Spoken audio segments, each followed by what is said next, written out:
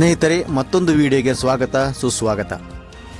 ಹಿಂದೂ ಧರ್ಮದಲ್ಲಿ ಅತ್ಯಂತ ದೊಡ್ಡ ಮತ್ತು ಅತ್ಯಂತ ಪವಿತ್ರವಾದ ಉತ್ಸವಗಳಲ್ಲಿ ಪ್ರಮುಖವಾದ ಜಾಗತಿಕ ಮಟ್ಟದಲ್ಲಿ ಸದ್ದು ಮಾಡುತ್ತಿರುವ ಮಹಾಕುಂಭಮೇಳ ಉತ್ತರ ಪ್ರದೇಶದ ಪ್ರಯಾಗ್ರಾಜ್ನಲ್ಲಿ ಯಶಸ್ವಿಯಾಗಿ ನಡೆಯುತ್ತದೆ. ಈ ಮಹಾಕುಂಭಮೇಳವು ಹೊಸ ವರ್ಷದ ಮೊದಲ ಹುಣ್ಣಿಮೆ ಅಂದರೆ ಜನವರಿ 13ರಂದು ಆರಂಭವಾಗಿದ್ದು 2025ರ ಮಹಾಶಿವರಾತ್ರಿಯ ದಿನ ಅಂದರೆ ಫೆಬ್ರವರಿ 26ರವರೆಗೆ ನಡೆಯಲಿದೆ. ಮಹಾಕುಂಭಮೇಳದಲ್ಲಿ ಕೋಟ್ಯಾಂತರ ಭಕ್ತರು, ಸಾಧು ಸಂತರು, ನಾಗಸಾಧುಗಳು, ವಿದೇಶಿ ಭಕ್ತರು ಮಾತ್ರವಲ್ಲದೆ ದೇಶದ ಹಾಗೂ ವಿದೇಶದ ಗಣ್ಯರು ಕೂಡ ಭಾಗಿಯಾಗುತ್ತಿದ್ದಾರೆ. ಈಗಾಗಲೇ 10 ಕೋಟಿಗೂ ಅಧಿಕ ಭಕ್ತರು ತ್ರಿವೇಣಿ ಸಂಗಮದಲ್ಲಿ ಪವಿತ್ರ ಸ್ನಾನ ಮಾಡಿದ್ದು, ಪ್ರತಿದಿನ ಅಂದಾಜು 1 ಕೋಟಿ ಭಕ್ತರು ಪವಿತ್ರ ಸ್ನಾನ ಕೈಗೊಳ್ಳುತ್ತಿದ್ದಾರೆ. ಈ ಬಾರಿಯ ಮಹಾಕುಂಭಮೇಳ ಅನೇಕ ವಿಶೇಷಗಳಿಗೆ ಸಾಕ್ಷಿಯಾಗಿದೆ.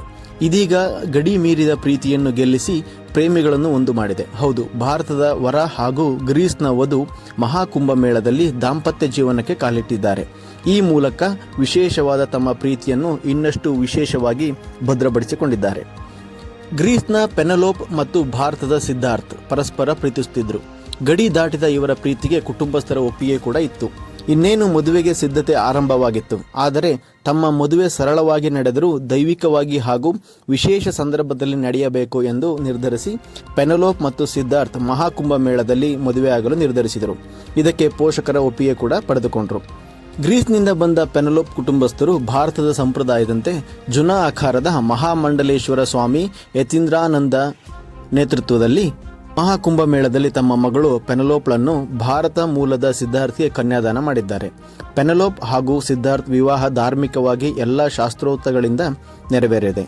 ಈ ಸಂದರ್ಭದಲ್ಲಿ ಪೆನಲೋಪ್ ತಾಯಿ ಮತ್ತು ಇತರ ಸಂಬಂಧಿಕರು ಭಾಗಿಯಾಗಿದ್ದು ಮಗಳನ್ನು ನೋಡಿ ಖುಷಿಪಟ್ಟರು.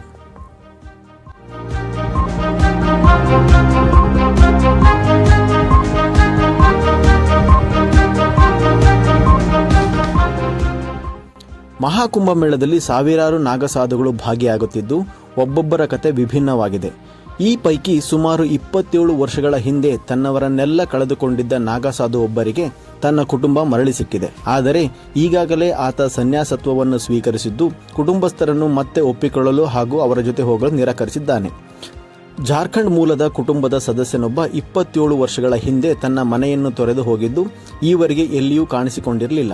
ಆದರೆ ಈ ಬಾರಿಯ ಮಹಾಕುಂಭಮೇಳದಲ್ಲಿ ದಿಢೀರ್ ಕಾಣಿಸಿಕೊಂಡಿದ್ದಾರೆ. ಗಂಗಾಸಾಗರ್ ಯಾದವ್ ಎನ್ನುವವರು 1998ರಲ್ಲಿ ಜಾರ್ಖಂಡ್ನ ಧನ್ಬಾದ್ನಿಂದ ಕಾಣೆಯಾಗಿದ್ದರು. ತಮ್ಮನ ಮದುವೆಗೆ ಸೀರೆ ತರುತ್ತೇನೆ ಎಂದು ಊರು ಬಿಟ್ಟವರು ಈವರೆಗೂ ಎಲ್ಲಿಯೂ ಕಾಣಿಸಿಕೊಂಡಿಲ್ಲ. ಕುಟುಂಬಸ್ಥರು ಎಲ್ಲೆಡೆ ಹುಡುಕಾಡಿದರೂ ಸಹ ಪ್ರಯೋಜನವಾಗಿರಲಿಲ್ಲ. ಕೊನೆಗೆ 27 ವರ್ಷಗಳ ನಂತರ ಪ್ರಯಾಗ್ರಾಜ್ನ ಮಹಾಕುಂಭಮೇಳದಲ್ಲಿ ಗಂಗಾಸಾಗರ್ ಯಾದವ್ ಕಂಡುಬಂದಿದ್ದಾರೆ.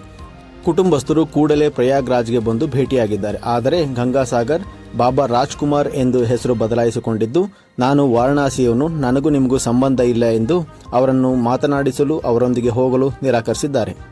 ಮಹಾಕುಂಭಮೇಳವು ಲಕ್ಷಾಂತರ ಜನರಿಗೆ ಉದ್ಯೋಗವನ್ನು ಸೃಷ್ಟಿ ಮಾಡಿದೆ. ಈ ಬೃಹತ್ ಉತ್ಸವದ ಹೆಜ್ಜೆ ಹೆಜ್ಜೆಗೂ ಭಕ್ತರ ಸಾಗರದ ನಡುವೆ ವ್ಯಾಪಾರಿಗಳನ್ನು ನೋಡಬಹುದು.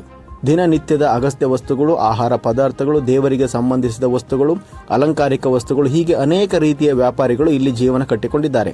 ಕೈಲಾದಷ್ಟು ಬಂಡವಾಳ ಹಾಕಿ ಉತ್ತಮ ಲಾಭದ ನಿರೀಕ್ಷೆಯಲ್ಲೇ ಹಗಲು ರಾತ್ರಿ ಎನ್ನದೆ ವ್ಯಾಪಾರ ನಡೆಸುತ್ತಿದ್ದಾರೆ. ಆದರೆ ಈ ಬಾರಿಯ ಮಹಾಕುಂಭಮೇಳದಲ್ಲಿ ಆಸಾಮಿಯೊಬ್ಬ 1 ರೂಪಾಯಿ ಕೂಡ ಬಂಡವಾಳ ಹಾಕದೆ ಕೇವಲ 15 ದಿನದಲ್ಲಿ 40,000 ರೂಪಾಯಿಗಳನ್ನು ಗಳಿಸಿದ್ದಾನೆ.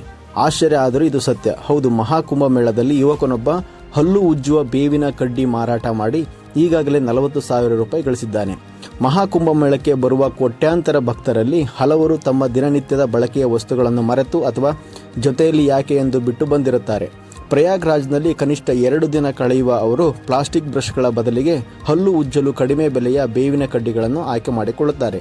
ಇದನ್ನೇ ಬಂಡವಾಳ ಮಾಡಿಕೊಂಡ ಈ ಯುವಕ ಯಾವುದೇ ಬಂಡವಾಳ ಇಲ್ಲದೆ ಊರಿನಲ್ಲಿ ಸಿಗುವ ಬೇವಿನ ಮರದ ಕಡ್ಡಿಗಳನ್ನು ತಂದು ಮಾರಾಟ ಮಾಡಿ ಸಾವಿರಾರು ರೂಪಾಯಿ ಗಳಿಸಿದ್ದಾನೆ. ಸದ್ಯ ಈ ಯುವಕನ ವಿಡಿಯೋಗಳು ಸೋಷಿಯಲ್ ಮೀಡಿಯಾದಲ್ಲಿ ವೈರಲ್ ಆಗುತ್ತಿದೆ. ಸ್ನೇಹಿತರೆ, ಇದು ಈ ಬಾರಿಯ ಕುಂಭಮೇಳದಲ್ಲಿ ನಡೆದಿರತಕ್ಕಂತಹ ಕೆಲವೊಂದಷ್ಟು ಸ್ವಾರಸ್ಯಕರ ಸಂಗತಿಗಳು. ಈ ವಿಡಿಯೋ ನಿಮಗೆ ಇಷ್ಟವಾಗಿದ್ದರೆ ಲೈಕ್ ಮಾಡಿ, ಶೇರ್ ಮಾಡಿ ಹಾಗೂ ಸಬ್ಸ್ಕ್ರೈಬ್ ಮಾಡಿ. ನಿಮ್ಮ ಅನಿಸಿಕೆಗಳನ್ನು ಕಮೆಂಟ್ ಮೂಲಕ ತಿಳಿಸಿ.